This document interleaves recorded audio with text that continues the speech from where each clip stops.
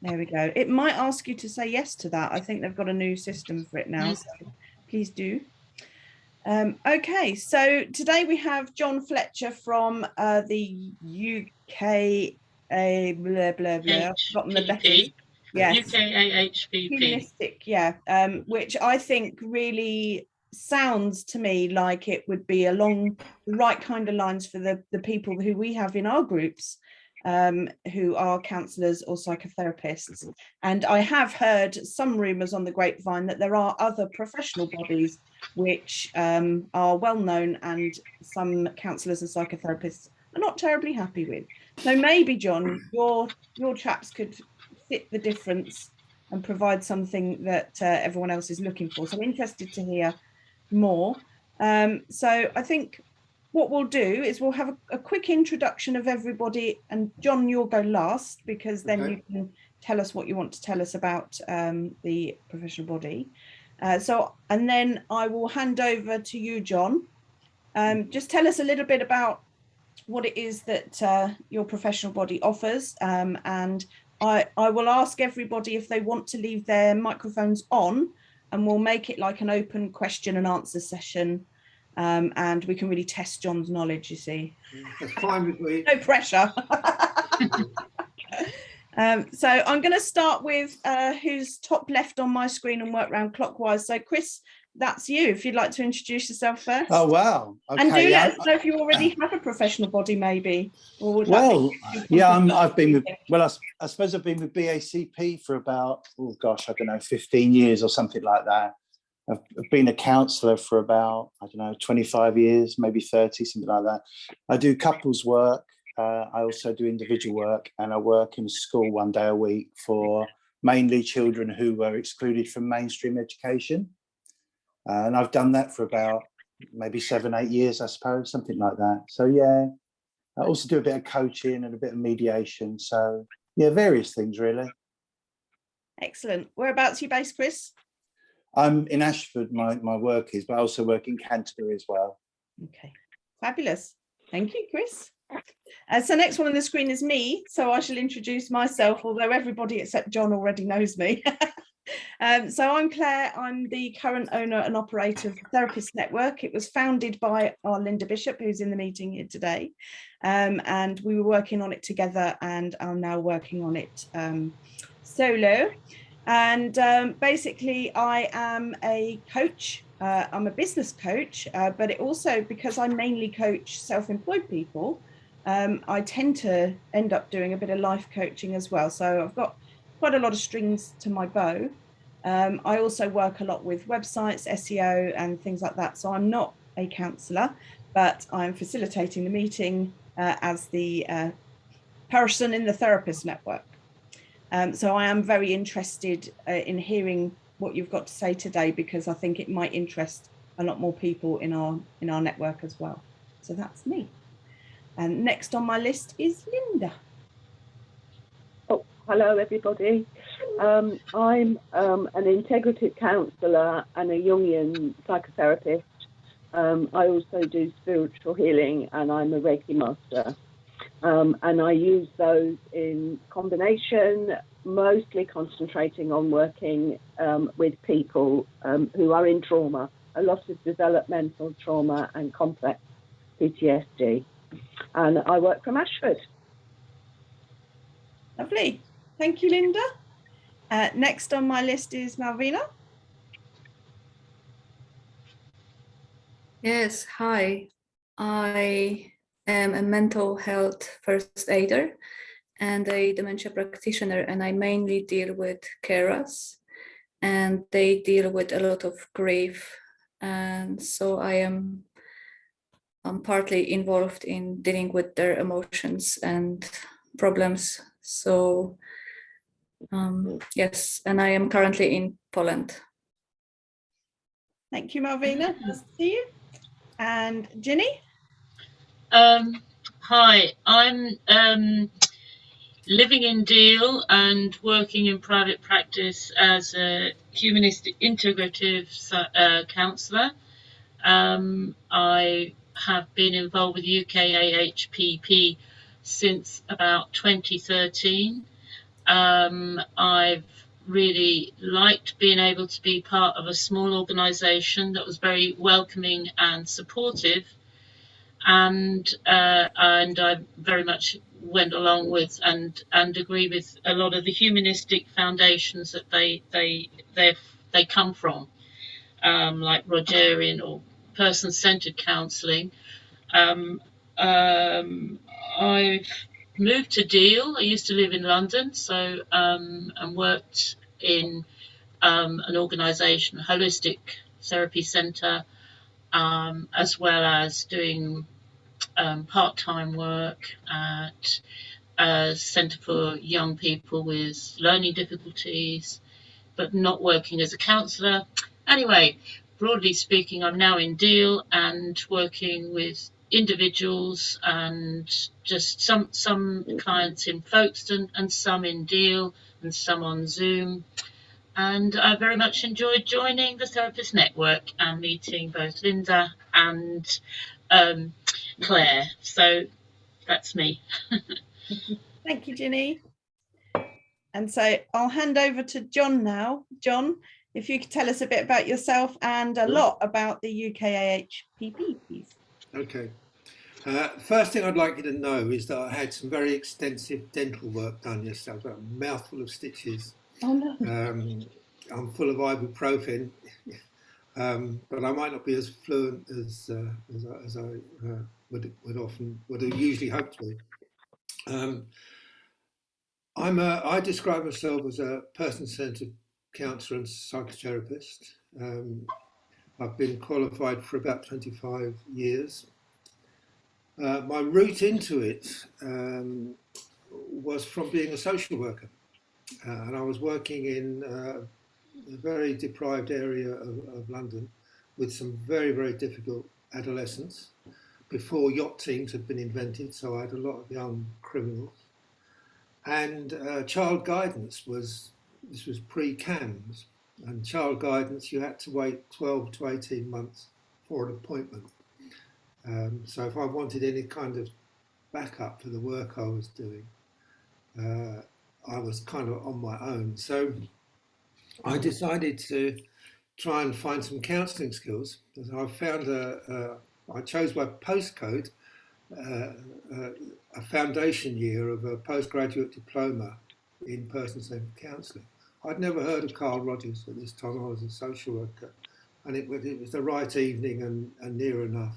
And I sat on my beanbag in the mid-90s, and as we did, and I began to hear for the first time Carl Rogers' theories. And when I heard it, I just felt it explained so much about myself to me and what my life had been and different relationships and professional situations I'd been in. And so about 3 or 4 weeks into this foundation year, I decided I was going to do the postgraduate diploma, which I did. So I stumbled across being a coach. It wasn't something I really chose, but I found that this really meant something to me.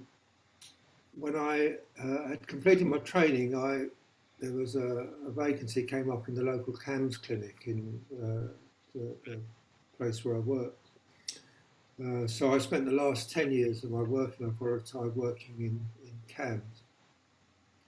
And I also worked in the adult services in the local authority. So in the same borough, very multicultural, diverse borough, I've worked for a number of years in adult and children's services, as well as having been a social worker. And I then I was in the first cohort of the metanoia masters. There was no person-centered masters in London in those days. Metanoia was first. So when that was introduced, although I was working full-time as a manager in CAMS, I kind of managed to fit it in a bit. And so I did a master's in person-centered psychotherapy. I currently work in private practice. I work from home. I live in Walthamstow in North London, North East London. And I joined UKAHPP, I think, in 2012. And I was a accredited BACP member at that time. But was just feeling that I wasn't getting what I felt that I needed. I wasn't sure what I needed for an accrediting organisation, but I just felt there was something missing. And I found BACP very, very efficient, but my relationship with BACP was comparable to my relationship with HSBC, my bank. You know, it was very corporate. Everything was efficient and it worked, and it allowed me to practice.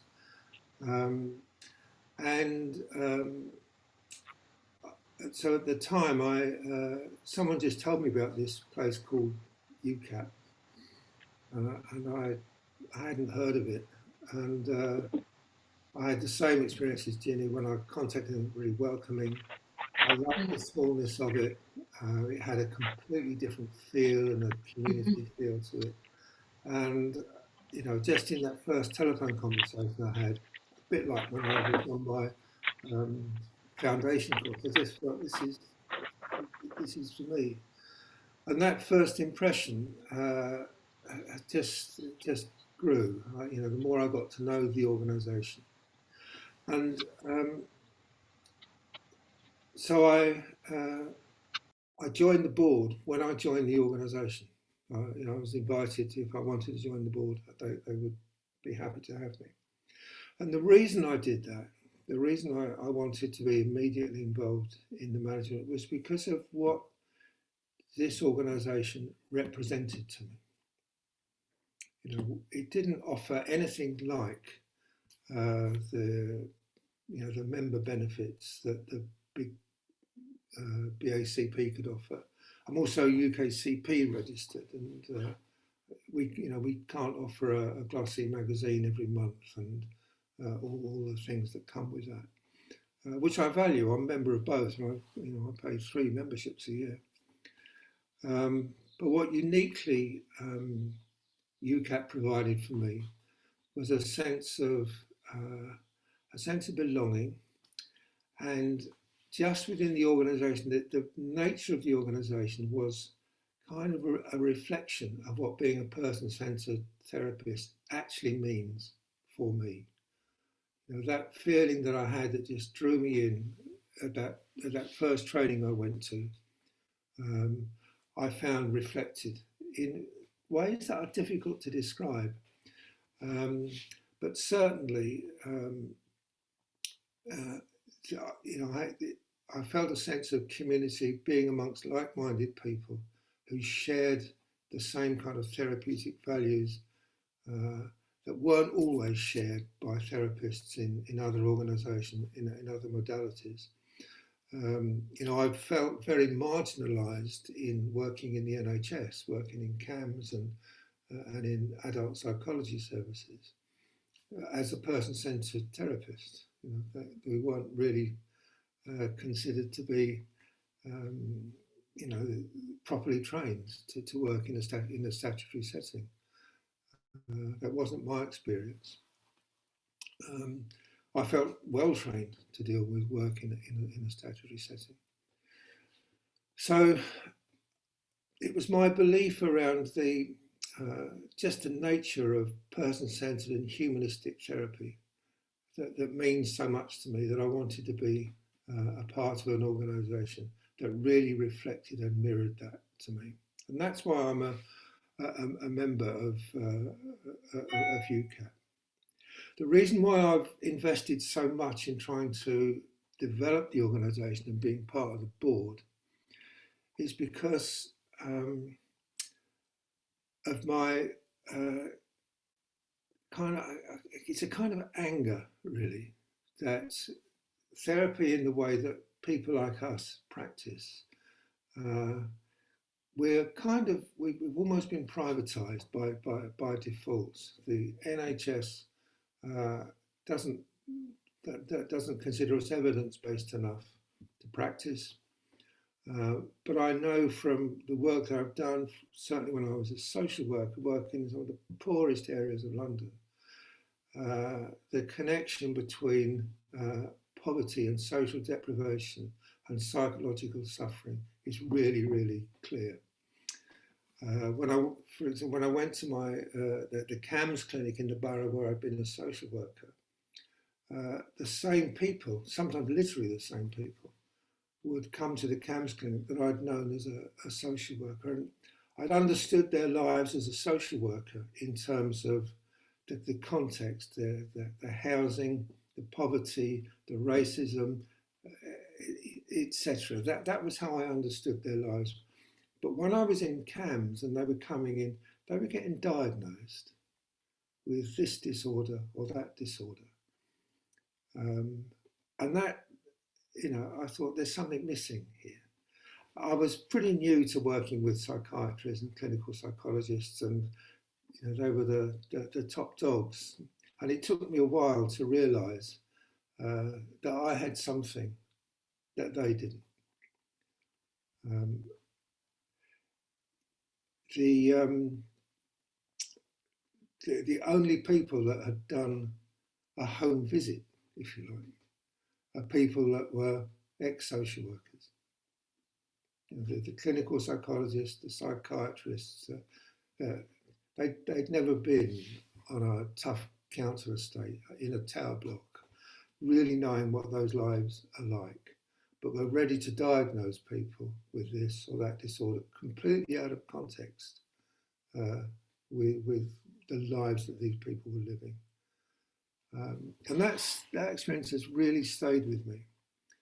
And so my interest in getting involved and investing so much in UKAHPP was to keep this mode of therapy alive and to do what we could to make it available to the wider public. It's available through the third sector, charity sectors. It's not really available through the NHS. And I regret that. I have this, this aspirational thought that one day our time will come and we will be available. And we're going through the same experiences that Carl Rogers described in the 50s. When he was told he couldn't practice as a psychotherapist, and he said, "All right, I'll call it counselling," which is pretty much what happened. So in 2011, there was a move to statutorily regulate counselling and psychotherapy. They're not protected titles.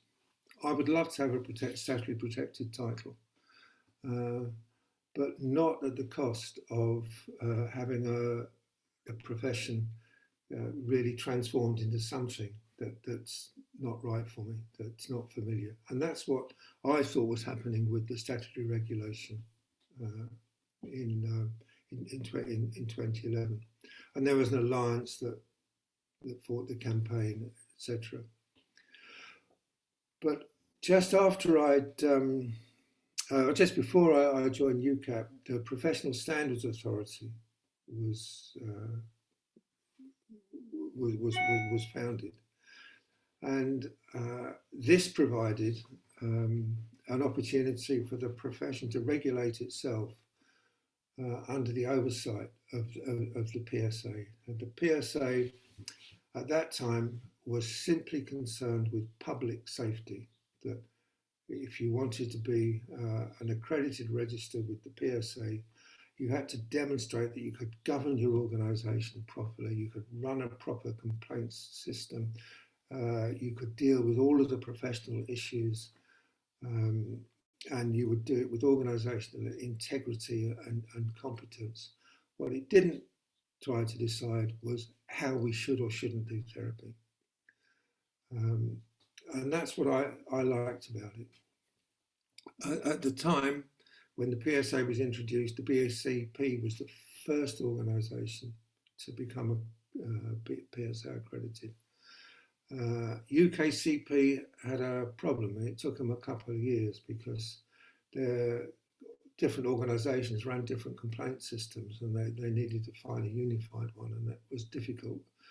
But eventually they got there. And we sat in our board and thought, could we do this? Could we do PSA? Could we get PSA accreditation? And it seemed like a fantasy at the time. Our organisation was very much a product of its time. It was founded in 1980. This is pre-UKCP. We were one of the founder members of UKCP in the 80s. And when we were founded, we were just AHP, much simpler title, the Association of Humanistic Psychology. And it wasn't a practitioner organisation particularly. You could be a practitioner or you could be just interested in the subject. And it was around 2000 that there was a real division and a painful split in the organisation between those who wanted practitioners, those who were practitioners, and those who were practitioners that didn't believe in regulation and accreditation because it impinged on the freedom of psychotherapy practice. So that's where our long title came from, Humanistic Psychology Practitioners. And we formed a register and everything that goes along with that, the complaints procedure, the governance, the articles of association, because we're a private limited company, huge amount of work. I accept there is a tension between, regulatory processes for counselling and psychotherapy and freedom to practice. There is a tension, I agree. But our position was that it's not okay to offer psychotherapy or counselling to someone unless you can also offer them the means to hold you to account for how you practice. And that's an ethical prerequisite for me. And once you take up that position, then you're into regulation and accreditation. So that I do feel the tension sometimes. I sit with a therapist and I think, oh, is this person going to make a complaint? And it can be a tension that can have an effect on practice. But it's a tension to work with and live with, in my view. We must be held to account. So we thought about this. There was still division within our own organisation about whether we wanted to go the extra step to get PSA accreditation, because people were in different places on this tension between freedom to practice and accreditation. And a number of our members left when we decided that we would try and go down the PSA accreditation route. But in 2015, we decided we would try. And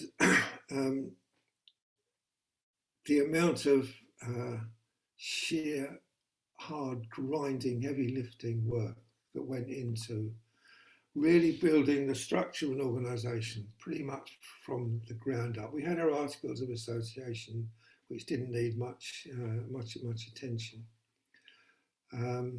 But I think what we had an organisation that was formed around, values and attitudes and ways of working in the 80s and 90s that just weren't appropriate, certainly in terms of public protection in the 2010s. And so we had to. What the PSA do is they say, these are the standards you've got to meet.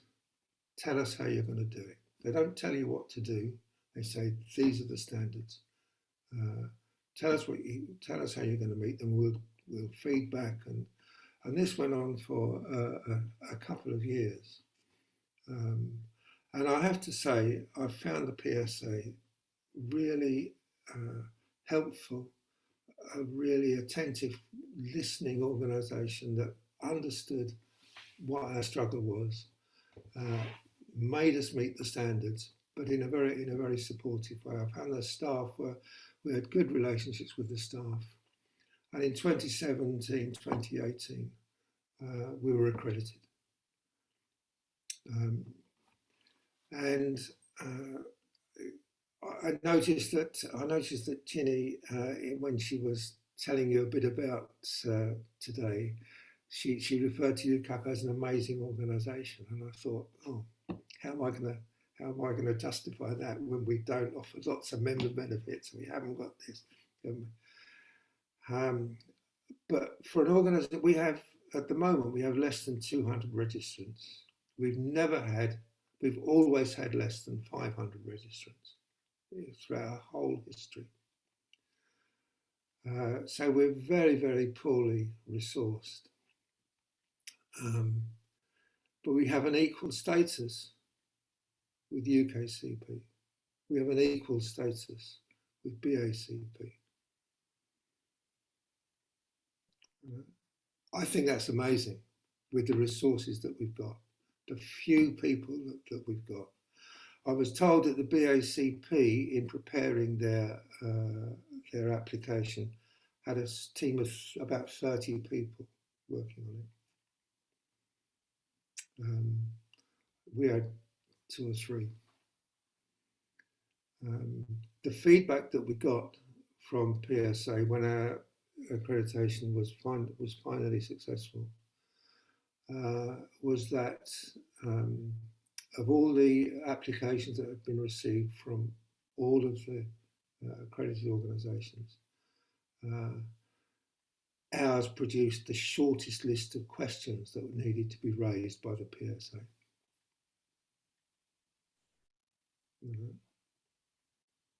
And I think the reason we're able to do that is because we are such a value-based and principled group of people.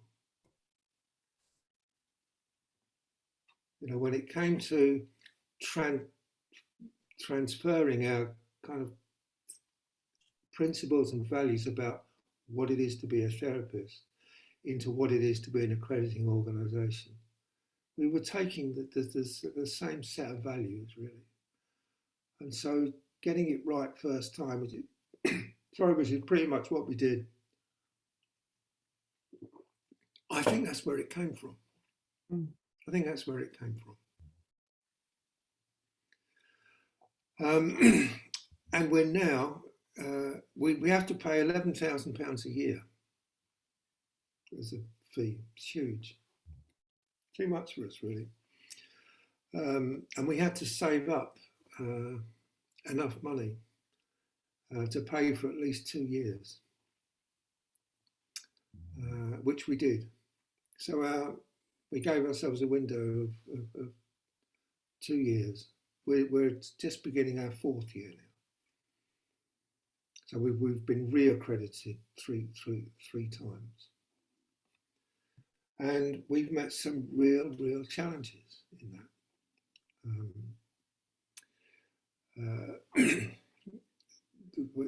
There have been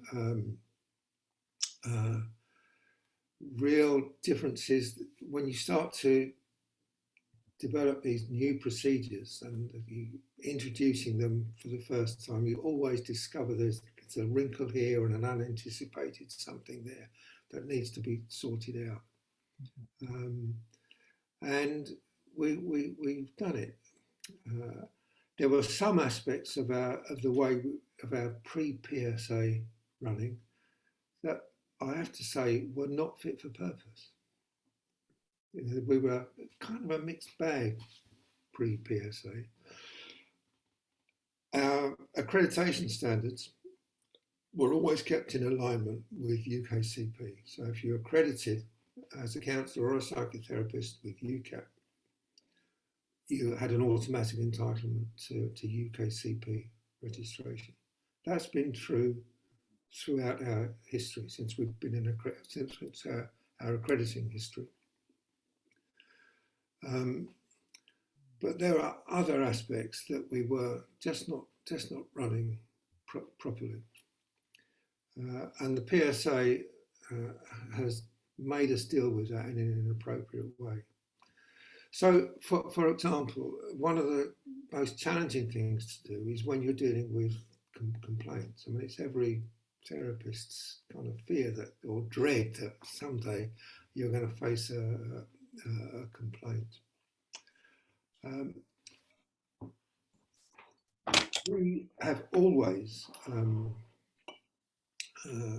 put at the centre of our complaint system mediation. Most registers have it in their complaint system now, but they didn't used to. But it was always centrepiece for us because it fitted with our values of how things should work. And I looked back over our sort of complaints history as far as I could go, which was about 20 years back, and well over 50. We hadn't received a lot of complaints, but the ones we had received, over 50% of them have been resolved through mediation. I'm not sure how true that is of other organisations, but it's certainly true of us. We don't get many complaints, but we had one last year that went through the whole process of being investigated, adjudicated, appealed, and then appealed to the PSA. So the whole process that we had gone through with our client was taken to the PSA with a complaint that we hadn't done it properly. So we came under the most serious scrutiny that we could, and PSA said they were fine. They were fine with us. I think we know how to do things properly, and that's not because we're great bureaucrats, not because we're great organisational managers. You know, we're okay at it, but I think it's because of our approach, of our values that we bring to our approach, that makes these things work in this way. We might be seen as a bit bow and arrow because we haven't got much money, but we do know what we stand for, and we do know what we believe in, and we do know how to deliver it on the scale that we do. That's the reason I'm been a member of UKAHPP. From what I understand from our membership, from the soundings that we've taken, it's pretty much everyone's story. I think Jenny was kind of hinting at something quite similar. I think I haven't checked for a while, but I think over 50% of our membership is also on the UKCP register.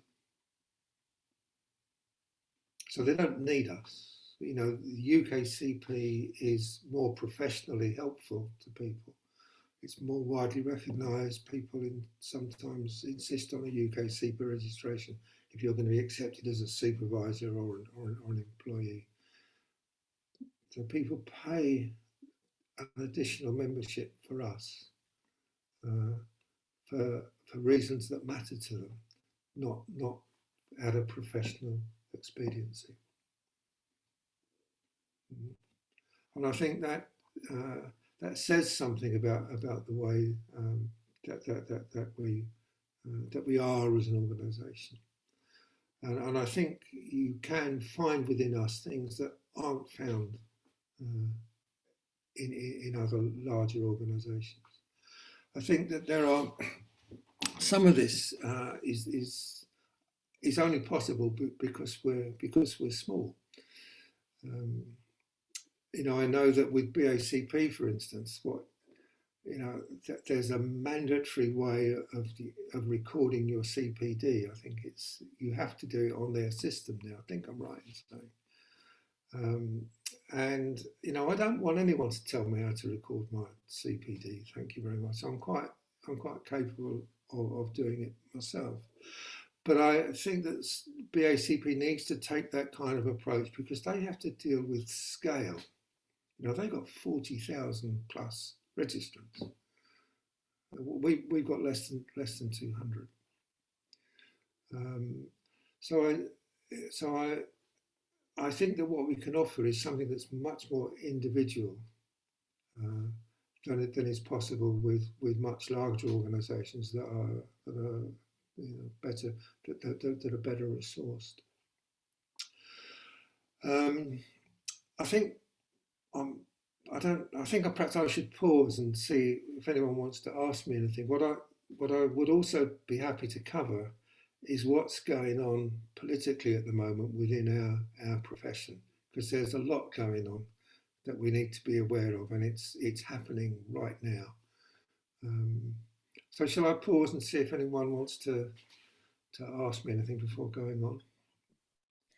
Yes, yeah, that would be good. I really apologise. I've blocked my mum in the drive and she needs to get out, so I've got to rush and move my car. I'll be back in a moment. Okay. But I'll open it up. If you can all unmute yourselves and start discussing and ask John any questions you might have. I'll be back in a minute.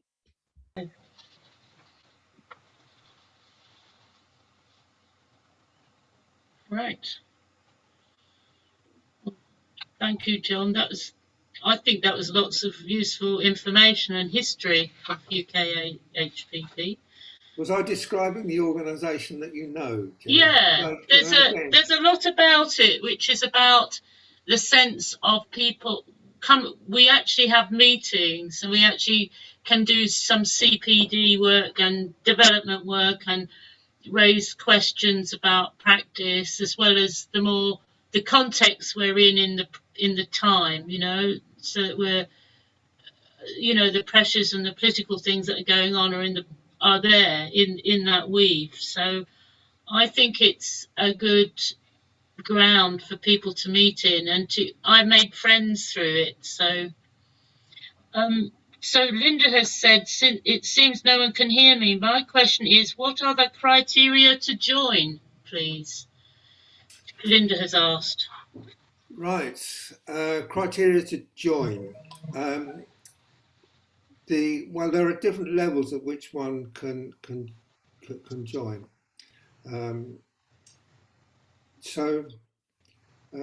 The highest level, which we call higher accreditation, you require level 7 psychotherapy, level 6 psychotherapeutic counsellor. And that is the level of our accreditation that is always in alignment with UKCP. So our deal with UKCP is if we accredit someone at that level, they can go straight onto their register. And the protocol arrangement that we have with UKCP, where someone is membership of both organisations, was on both registers, then should a complaint come in, it's UKCP that will deal with the complaint and not us. So that's the entry in. The only other criteria is that goes with that is that we would want you to demonstrate why you consider your practice to be humanistic, and that may be apparent in your training. But we would be open to people training in modalities that aren't necessarily explicitly humanistic, but we would ask them to just say, why is it you consider your practice humanistic? But other than that, it's just a standards-led approach. If you meet the standards, we have the level 7 and level 6 up until last year was our only accredited level. There was an ordinary member level below that, which is level 5. But we've introduced a new accredited level, which is accessible from level 5, but with some extra conditions added on. So number of practice hours, number of hours in therapy, etc. So it roughly equates with BACP accredited level. The biggest difference with BACP accreditation and accreditation at this level with us is that BACP does not require personal therapy. I think you're not required to do any personal therapy in order to be on a BACP register. Our organisation would not contemplate that. The idea that one could be a therapist, a counsellor or a psychotherapist without the experience of one's own therapy was just, this was a non-starter with us. It was essential, as it is with UKCP. But the number of hours you have to do for our accredited level is a bit less than you have to do for the higher accredited level. So level 5 takes you into there. We have also got an entry level standard, which is level 4, which has some conditions attached to it. The other big difference that we have with BACP is that when you go through the entry level to BACP, my understanding at the moment is that there is no specific standard for supervision hours. When you go onto the AHPP register, I think you're asked to just select what supervision you need. We weren't. Linda's a supervisor with the BAC and is registered with the BACP, so she would probably know for certain on that one. Linda, is that I correct, think we Linda? can't hear you possibly because of your headphones. Might be worth trying that. Hear me now? Yeah. Yes. Can you hear me? Right, okay.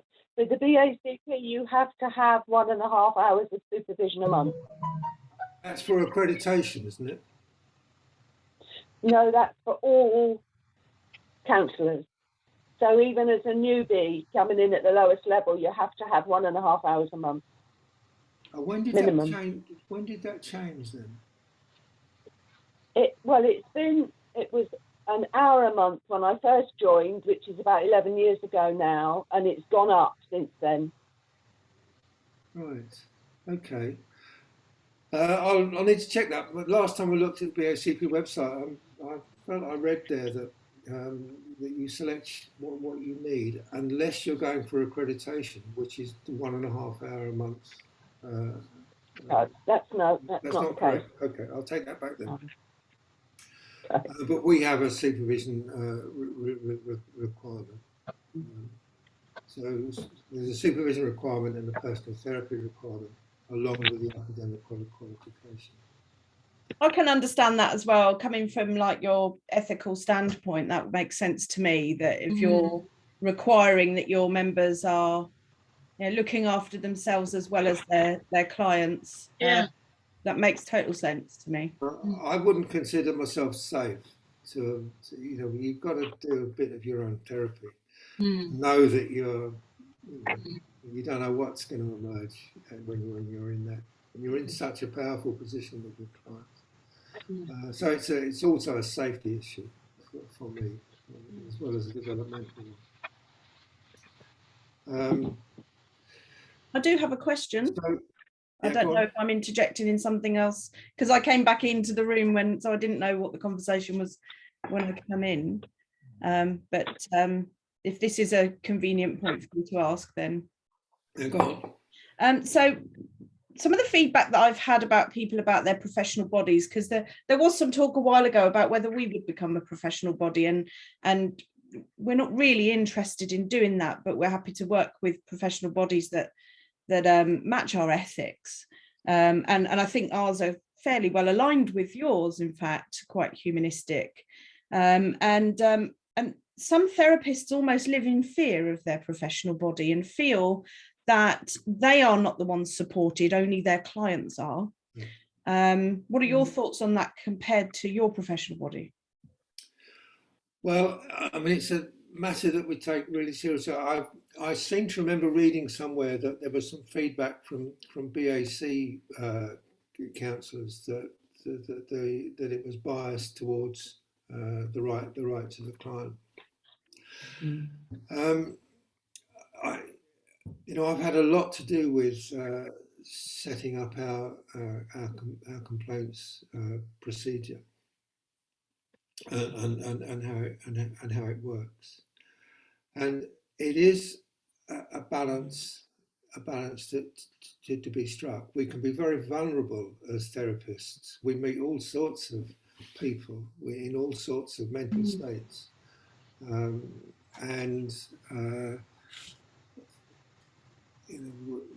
the procedure gets triggered and the procedure has to be followed. I think that when you're running a system like a complaints procedure, where there's a strong ethical element in it, it's getting your procedure clearly laid out, clearly thought out, because it's following the procedure that keeps everybody safe. In every time we've had to invoke our procedure, it always throws up something that the procedure doesn't quite cover comprehensively enough. So you have to put your ethical thinking hat on and navigate a way through. So we've set up a procedure that receives a complaint, and the first stage, if we think the complaint is valid, is to think mediation. And mediation is the first port of call for us. If you are complained about, a procedure allows for you to have a companion, an advisor. That's your choice, so you're not in it alone. It offers the same to the person giving the complaint. We've got a structured way of mediation with criteria for it. People able to put in their own points of view, and we will provide a supporter from within our membership if someone hasn't got someone that they would choose themselves. So we try to strike the balance between having a really clear, explicit procedure that stands up to scrutiny, so that when you're following due process, you can see it's due process. What you have to do when you're running a procedure like this is always kind of show you're working out. We did this, or we decided this, or X, Y, Z reasons. And it's there's no way of making a complaints process an easy thing to go through for a therapist. It's just awful. If mediation doesn't work, then we go into an adjudication panel, again where you can be supported. It will have a lay involvement as well, and it follows a due process of how it will work, so that the therapist will know the process that they're going through. And then there's an appeal process after that. And so we make it as clear as possible. We try to make sure that the person complained about is as supported as possible. And that there are checks and balances, so that if an adjudication panel reaches one decision, there's an appeal process for the next stage, and after that there's the PSA. So there's quite a lot in place to see someone that gets a fair deal. And all I can say in answer to your question is, we're aware of how difficult it is, and we're aware of how vulnerable a therapist is to a vexatious complaint. we have got a policy on vexatiousness, and and we kind of have a criteria for what we consider to be vexatious. And we have turned down complaints because we considered them vexatious, and they've not gone any further, and the person complained about has never known that they've been received. I don't know if that helps. Yeah, that did actually. It's one of the things that I've heard the most. So, and I wondered if it was like a disparity between. I think there's. I really value your honesty, and I think there's a lot of value in an organisation that isn't like a huge corporation, that is smaller, maybe doesn't have as many members, which, you know, obviously in the wider world is often seen as being a negative thing. But I think when you're looking at it from a human point of view, is more of a positive thing, because you will have the resources and the time to be able to look into things in a more human way. I don't know quite how I'm saying what's in my head, but I like that it's not massive, or at least not yet. And I think there comes a point with certain organizations, and I've seen it with charities as well, where they grow to a point where they become very inhuman, and it's the system that is all around instead. So, I mean, I said earlier about parts of our organisation that weren't quite fit for purpose, and our complaints procedure there were aspects of it that really needed to change, and I think what we didn't get right, you know, we're therapists with these values and a therapeutic outlook, running a complaints procedure, and we weren't really sticking to due process because we wanted to be relational and do things in a way that fitted with our kind of therapeutic values. And one of the struggles we went through organisationally was having to learn how to express the same values, but in a much more organisational way and procedural way. And it, you know, I hope we've got that balance right. But certainly, you know, when we were taken to scrutiny by the PSA, we could show all our working out over every. So we tend not to do things with phone calls. We tend to have a written paper record of what's done, and that was one of the changes that we had to make. There was too much being done on the phone. Yes, it's difficult. You've got to, you know, you've not only got to do the right thing, you've got to show that you've done the right thing, and you've got to show why you've made those choices and why you didn't make other choices. It's you know, so this is run by our ethics committee, and currently the chair, we've got an excellent chair of ethics now, who's a lay person and who's a solicitor. You know, you know, this is just the right set of skills. You know, the other members of the committee are all therapists, but you know, within the committee we've got that balance of a legally trained person looking at stuff with, you know, so, and that's what we need, and that's why it works. It's like a balance of heart and head. Yeah, exactly. That's why it works. Yeah. Oh, that's what I haven't mentioned. Sorry, were you going to say something? No, that's fine. Carry on. What I haven't mentioned is that if you, our website is almost in a state of collapse. It's very old-fashioned. We haven't been able to update it because we've been spending far too much money paying the PSA, 11 grand a year. But we're hoping to launch our new sites before the end of November. So we'll look very different then. And you'll be able to join online and pay online. which you can't do at the moment. Our website was built in 2000, I think, and it looks like it. Yeah, I found it quite difficult to navigate and read. It's very, very wordy. But it's an understatement.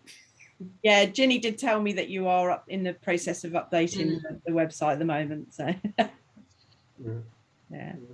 It's difficult, isn't it? It's a lot of balls to juggle. It's better to get your process and procedure right. Your website isn't necessarily top priority at that point, is it? So yeah. Would you You're doing it the right way round, John. Most people play around with their websites first and don't have enough to offer. So. Yeah.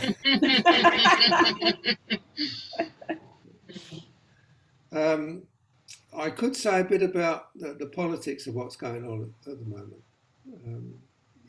in counselling and psychotherapy, if you're interested to hear. But I don't want to force it on you. I think it depends. I mean, is this something... I mean, obviously, not being a counsellor or a psychotherapist, I'm not aware of the politics. Is this something that you think most counsellors and psychotherapists will be aware of, or might be a surprise to them? Because if it might be a surprise, then we definitely need to tell them. It might be a surprise to many of them. Yeah, then let's hear it. Well, the PSA has made a radical change of position. So instead of, it's abandoned some of its founding principles. One of which was to not assess the efficacy of the treatments offered by the people registered by them. It would just concentrate on making sure that there was public protection by ensuring good governance and appropriate procedures and legal safeguards. And it's changed that this year. It's now decided that it will assess the efficacy of all of the different treatments that are offered. And they're not all counselling and psychotherapy registered. There's 6 that are counselling and psychotherapy. So we have to, for the first time this year, each of the counselling and psychotherapy registers have to produce evidence to the PSA about the effectiveness of counselling and psychotherapy. Bloody hell. So why 6 different registers, all following the same profession, have to do it is not clear to us, and we're asking that question at the moment. But the most alarming thing that I think counsellors and psychotherapists should be aware of is that the PSA has invited NICE as an authoritative source in assessing this evidence. And the worry about that is that the reason that counselling and psychotherapy are barely available within the NHS is because NICE considers counselling and psychotherapy not to be sufficiently evidence-based to be part of the NHS. So, and we always saw the PSA as offering a place where the third sector could develop free from the influence of NICE in a way that the public could have confidence in because of the way the PSA regulated. And the PSA have made this change without really doing any consultation. And it's not clear what the exact role of NICE is going to be. There's a meeting coming up soon where we're going to argue the toss with the PSA about what it is they want NICE involved for, and what are they going to do when NICE says we're not evidence-based, because they can't give a different message to us in the third sector as they are in the NHS. So this is quite a worry for counselling and psychotherapy registers at the moment. And we need to know, the direction it's going in. And UKAHPP, we're the tiniest register but we've made the biggest noise because we're the strongest on values. We haven't got, we're not thinking how will this affect us corporately? What will this do to? We're just thinking, is this okay? And so we produced a briefing paper, which is about 12 pages long. It's very detailed, but giving a very critical analysis of this process that the PSA has initiated. And we're circulating it as widely as we can. But we're finding that, you know, the level of awareness about what's going on at the moment is not very high. We know, for example, that there are BACP registrants who are very unhappy with the SCOPED initiatives that BACP and UKAHPP are involved in. And they're looking at producing a competency-based approach to deciding, you know, if you're a counsellor, you've got this competence level. If you're an advanced counsellor, you can do these things. If you're a psychotherapist, you can do these things. It's kind of reductionist, reducing things to tasks rather than relational working. And it kind of, you know, they're echoes of each other. They're echoes of each other.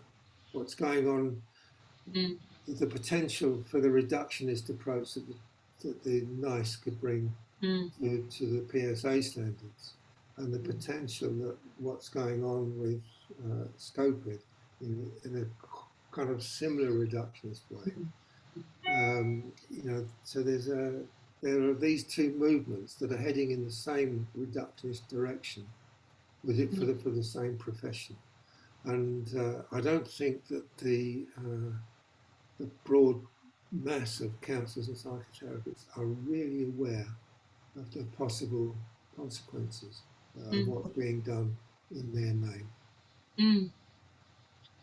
And, you know, at least there should be, you know, real informed dissemination of information and a proper debate amongst the professions, and not things just decided by this small group of registers who only represent their own registrants and not the professions as a whole.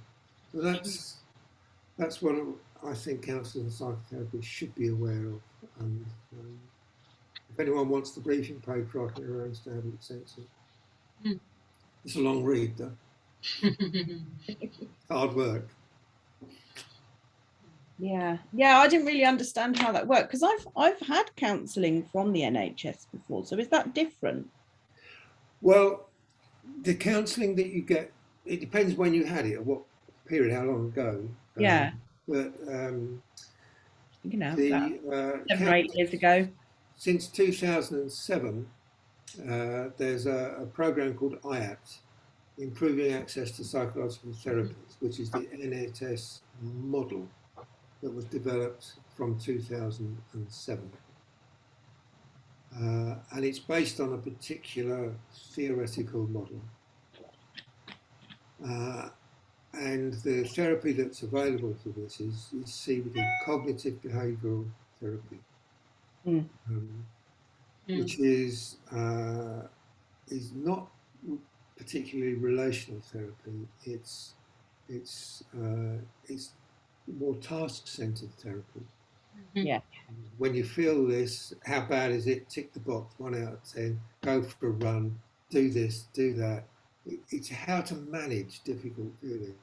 And it doesn't do anything. Yeah, and it's not effective if what you've got is trauma-based, which I think is what most people are suffering with, is some sort of trauma-based response. It's doctor-led. Didn't help me. No, it's doctor-led. And if you think about what doctors are trained to do, they're trained to diagnose symptoms and treat symptoms. So the outcome measures that go with every session of cognitive behavioural therapy are all about measuring the symptoms. Strongly agree, partly agree, disagree, those kind of tick box things, which are very crude instruments, but they're elevated to sort of gold standard status. But that's all that's available, and it's because it's doctor-led, it has a scientific base. The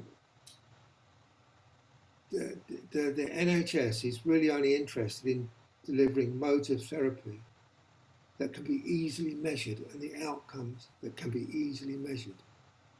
So CBT can be easily measured.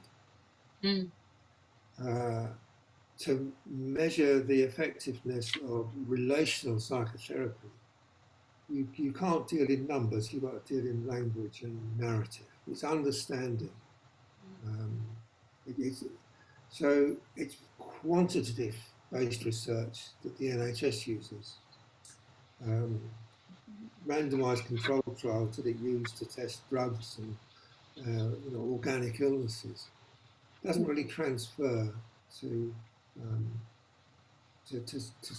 psychological. Yeah, and that makes me really, really cross as well, because we're all very complex beings, and how on earth is that not being recognised? Because that's never changed, and it's never going to change. In fact, as time goes on, we get more complex.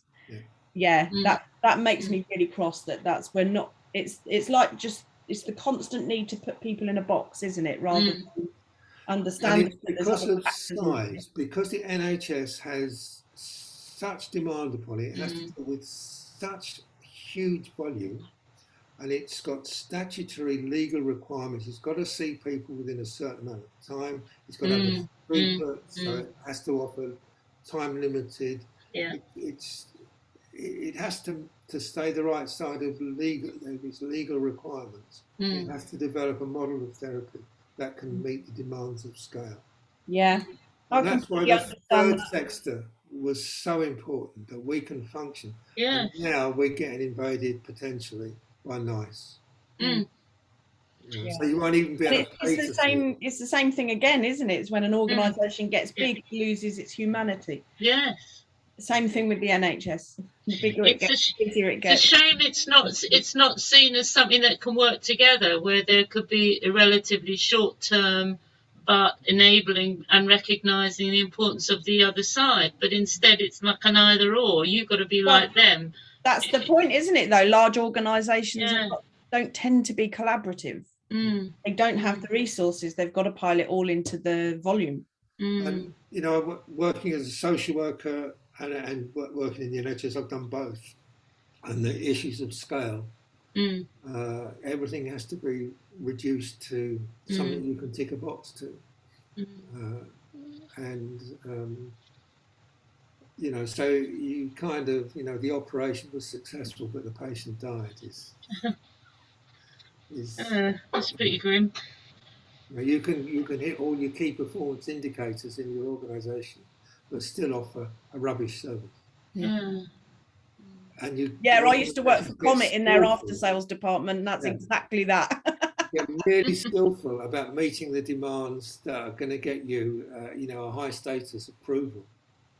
But it doesn't do anything about quality. Yeah, the person at the end of the line still doesn't get what they need. And I don't want the third sector to go in that direction.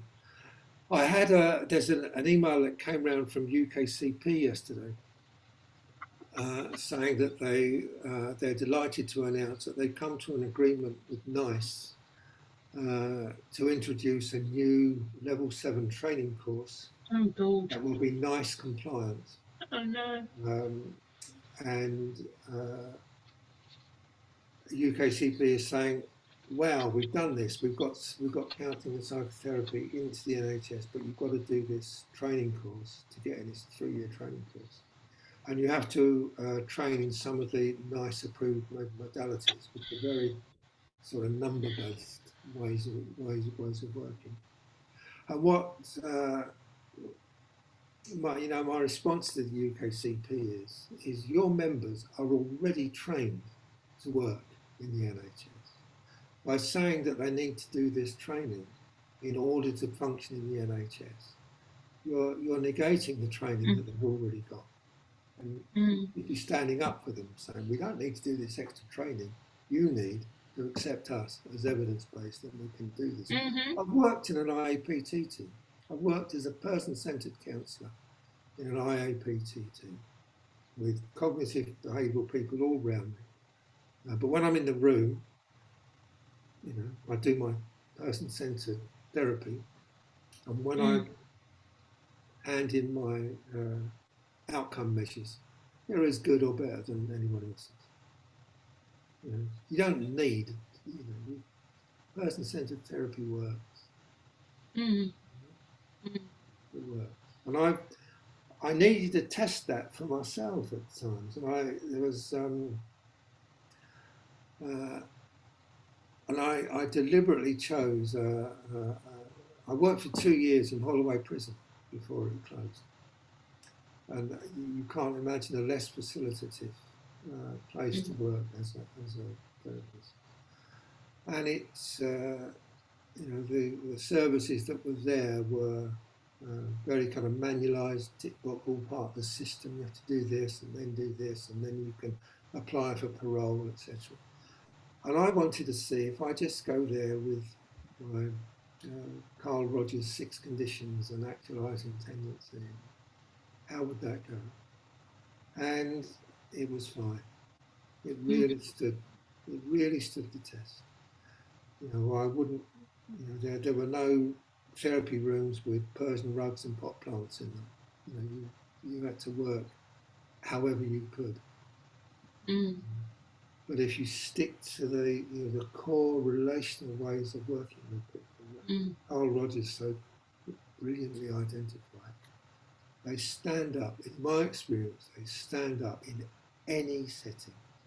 In any setting, they work. That's what relationships need in order for people to heal and grow. They can't always take advantage of it. They might be too damaged and too wounded to be able to do it. But it always creates the potential. That's why I call myself person-centered and humanistic. I've tested it to destruction, and it works. Well, it's good. You have to test your theories. Yeah. That's evidence-based, is it not? Yeah. Enough evidence for me. Yeah. Brilliant. Well, thank you, John. That's I completely agree with your ethics and your way of working, and I understand your concerns and fears about NICE getting involved. Yeah, that was something else that I had heard about other professional bodies is the desire that they've got to say, if you're not doing it this way, then you can't call yourself that. Yeah. You know, to put it really simplistically. So one of the things that I want to say, because we're still recording, is that obviously for some people this could be potentially a little bit controversial, the conversations that we've had today, and so I think, you know, it's important to recognise that for some people, the UK, what's the other one, BACP and UKAHPP are perfectly good professional organisations that provide an excellent service I'm a member of both. Exactly, to their members. So it's in no way a like an attack on them, but rather the system as a whole and the requirements that have been made, and the misunderstanding of humanistic or person-centered therapies. And I think that's, for me, important to just make sure that that's been noted, that this is the reason why we're having these conversations. The reason why your professional body exists is because you need that kind of other way of looking at things, that more human way of looking at things, and the more ethical way of looking at things. And I really liked what you said about how your complaints procedure works, that it's mediated and you look at the vulnerabilities of both parties. That sounds really fair to me, and quite supportive of both the clients that the therapists are working with and the therapists themselves. And I think that's balance that's sometimes missing in some or other organisations. from the But feedback at the I've same heard. time, really making sure that you're following an explicit due process that stands up. Absolutely. So Yeah. the Otherwise, parents it's unfair. You can- can't have one rule for Yeah. one and another for the others. Mm. So yeah, brilliant. I really like it. It feels like your organisation fits well with the kind of the morals and the ethics that we have in our organisation, which is, you know, for us, because we're not a professional body, nor are we looking to be. We do feel that we can be a lot more welcoming of people who work in very different ways. And we tend to attract people that work in more holistic or humanistic fashions. And so I'm very interested in talking more to our members that are in counselling and psychotherapy about the work that you guys do, John, because I think it really fits with us and what we're trying to achieve, which is to support therapists in order for them to be better at supporting the public at large. I mean, we're interested in, I think that, you know, the public need access to a diversity of therapeutic approaches. Yeah. And I think therapists need a diversity of organisations to which they can attach and be accredited. So if you want a big corporate organisation that gives you, you know, a magazine every month, etc., fine. You know, that's okay. This is what we offer. Yeah. This is what, and if you want to join us, you know, this is what you will find. Fabulous. Thank you so much for coming and Okay. talking to us, John. I'm Thanks, going to Nick. end the recording now, and we'll put that up for our members to see, and I will share it with them. Okay. The recording.